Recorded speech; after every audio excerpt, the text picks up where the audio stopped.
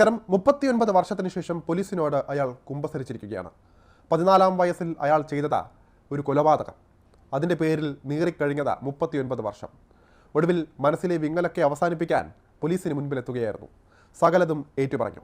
കുറ്റസമ്മത മൊഴി നൽകി ജയിലിലേക്ക് അയാൾ പോയി. 1986-ലാണ് സംഭവം. മുഹമ്മദ് അലിക്ക് 14 വയസ്സുള്ളപ്പോൾ കൂടരങ്ങിയിൽ വെച്ച തന്നെ ഉപദ്രവിക്കാൻ ശ്രമിച്ചയാളെ ചവിട്ടി വീഴ്ത്തി. ഇവിടെ നിന്നും ഭയന്നോടിപ്പോയ മുഹമ്മദ് അലി പിന്നീട് അറിയുന്നത് താൻ ചവിട്ടി വീഴ്ത്തിയ ആൾ മരിച്ചു എന്നാണ്. മരിച്ച വ്യക്തിക്ക് അപസ്മാരം ഉണ്ടായിരുന്നു. ഇതോടെ സ്വാഭാവിക മരണമായി കണക്കാക്കിയ കേസ് പോലീസ് അവസാനിപ്പിച്ചു.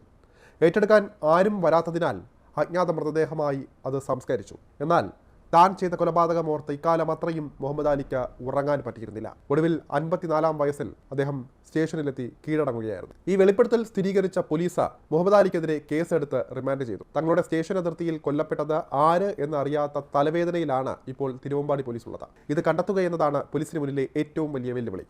മരിച്ച വ്യക്തി ഇരിട്ടി സ്വദേശിയാണെന്നും പാലക്കാട് സ്വദേശിയാണെന്നും പറയുന്ന നാട്ടുകാരുണ്ട്.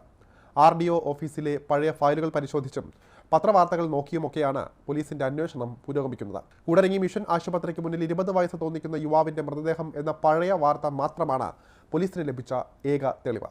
ഇതിൽ നിന്നും അന്വേഷണത്തിലേക്ക് വെളിച്ചം വീശുമെന്ന പ്രതീക്ഷയിലാണ് ഇപ്പോൾ പോലീസ് ഉള്ളത്. കൂലിപ്പണിക്കാരനാണ് മുഹമ്മദ് അലി. മൂത്ത മകന്റെ മരണവും രണ്ടാമത്തെ മകന്റെ അപകടവും കഴിഞ്ഞപ്പോൾ കുറ്റബോധം കൊണ്ട് ഉറങ്ങാൻ പറ്റാത്ത അവസ്ഥയിലായെന്നും മനസ്സ് അത്രമേൽ നീറിപ്പുകഞ്ഞതോടെ എല്ലാം ഏറ്റുപറഞ്ഞാൽ സമാധാനം കിട്ടുമെന്ന് തോന്നിയെന്നും മുഹമ്മദ് അലി പോലീസിനോട് പറയുന്നു. കൃത്യം നടന്ന കൂടരങ്ങിയിലെ തോടും പോലീസിന് ഇയാൾ കാണിച്ചു കൊടുത്തു. കൂടരങ്ങി മിഷൻ ആശുപത്രിക്ക് പിന്നിലെ വയലിലെ ചെറുതോട്ടിൽ യുവാവിന്റെ ജഡം കണ്ടെത്തിയെന്നും 20 വയസ്സ് തോന്നിക്കുമെന്ന് മാത്രമാണ് 1986 ഡിസംബർ 5-ലെ പത്രവാർത്തയിൽ കണ്ടത്. മരണത്തിൽ അസ്വാഭാവികതയൊന്നും തോന്നിയിരുന്നില്ല എന്നാണ് നാട്ടുകാരും പറയുന്നത്. പറമ്പുടമ ദേവസ്യ ഇപ്പോൾ അസുഖബാധിതനായി വീട്ടിൽ കിടപ്പിലാണ്. അന്ന് പ്രീ ഡിഗ്രി വിദ്യാർത്ഥിയായിരുന്ന സമീപവാസി ജോസ സംഭവത്തെക്കുറിച്ച് ഓർക്കുന്നുണ്ട്. കൊല്ലപ്പെട്ടത് ആരാണെന്ന് അന്ന് നാട്ടുകാർക്ക് ഒരു അറിവും ഉണ്ടായിരുന്നില്ല. തോട്ടിൽ അജ്ഞാതനായ യുവാവ് മുങ്ങി മരിച്ചു കിടക്കുന്നു എന്നാണ് കേട്ട സ്ഥലത്തെത്തിയത്. പോലീസ് എത്തി മൃതദേഹം കൊണ്ടുപോയതും ഓർക്കുന്നുണ്ട് എന്നും ജോസ് പറയുന്നു. അന്നത്തെ തോട് ഇന്ന് കാനയാണ്. ദേവസ്യയ്ക്കും അന്ന് പ്രീ ഡിഗ്രി പ്രായമാണ്. ദേവസ്യയുടെ പിതാവ് ജോസഫ് എന്ന ഔദയായിരുന്നു പറമ്പുടമ. അദ്ദേഹം ജീവിച്ചിരിപ്പില്ല.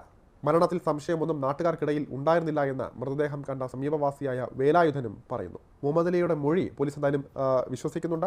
മുഖം കഴുകുമ്പോൾ പിന്നിൽ നിന്ന് തള്ളിയിട്ട് ചവിട്ടിത്താഴ്ത്തി സ്ഥലം വിടുകയായിരുന്നുവെന്ന് മുഹമ്മദ് അലി മൊഴി നൽകിയിട്ടുണ്ട്. അപസ്മാരമുണ്ടായിരുന്ന ആളാണെന്നും സ്വാഭാവിക മരണമായിരിക്കും എന്നാണ് നാട്ടുകാർ അന്ന് വിശ്വസിച്ചത്. കൂടരങ്ങിയിലേത് കൂടാതെ മറ്റൊരു കൊലപാതകം കൂടി നടത്തിയിട്ടുണ്ട് എന്ന് മുഹമ്മദ് അലി വെളിപ്പെടുത്തിയിട്ടുണ്ട്. 1989-ൽ കോഴിക്കോട് വെള്ളയിൽ ബീച്ചിൽ ഒരാളെ കൊലപ്പെടുത്തിയെന്നാണ് ഇയാൾ മൊഴി കൊടുത്തിരിക്കുന്നത്. ഇയാൾക്ക് മാനസിക പ്രശ്നങ്ങളുണ്ടോ എന്നതടക്കമുള്ള കാര്യങ്ങളും പരിശോധിച്ചു വരികയാണ് പോലീസ് ഇപ്പോൾ.